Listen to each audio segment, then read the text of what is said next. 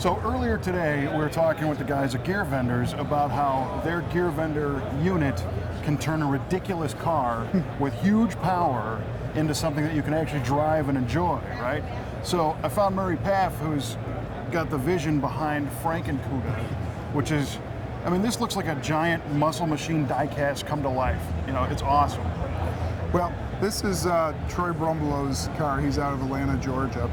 And he came to me with the vision that he wanted to build a real-life monster machine. There goes little muscle machines, right. The big motor popping out of the hood and the huge wheels in the back. You did it. And I looked at the bare sheet metal pictures of what they had to stitch together to get these giant meats under this car. And I said, that thing looks like a Frankenstein of a car. And he went back and got some thinking. He said, you know, I like that Frankenstein idea. Let's call this car Franken'Cuda. There you go. And from that, I ran with the ball.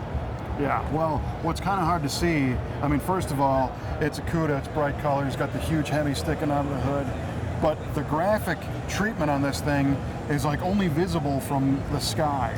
It's this huge graphic over the top that is a character of Frankenstein. It's a little bit like an onion, you know, as you get closer and you look at the car, it reveals itself. It's from the outside a very high concept art piece. You only see like the modeled graphics going across it.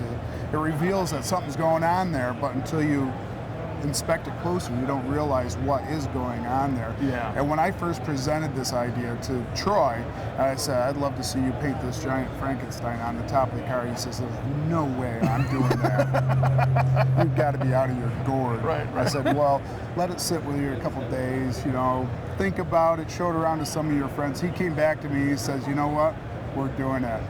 Well, this is probably one of the very few cars you could do that with and get away with it, because, you know, back in the day, Mopar was trying to be over the top with the billboard graphics and the stripes and the colors and everything else. I mean, it kind of fits. Absolutely. The heritage of Mopar and what they were in the late 60s and early 70s is about the cartoon, is about the caricature, is about the in-your-face, you're a bold guy to drive this sort of car, and this is a bold car. So take me quickly through the driveline of this thing, the whole combination. Well, we start up front with a motor that I think is 6.5 feet tall. It's an all-aluminum 636 HEMI with a 1471 blower, intercooler, K&N filters under there, and then the big bug catcher on top. It makes 2,000 horsepower, and even though he's got 20 by 15 Mickey Thompson meats on Budnick wheels in the back, he still has a little problem getting at the hook. Oh, I bet. But he has a lot of fun driving it. He took it on Power Tour. He's been to the track with it. They've used it in the Fast and the Furious 5 movie. And that's all backed up with a Turbo 400 transmission. And then, of course, the Gear Vendors drive unit that makes it livable and drivable on the street.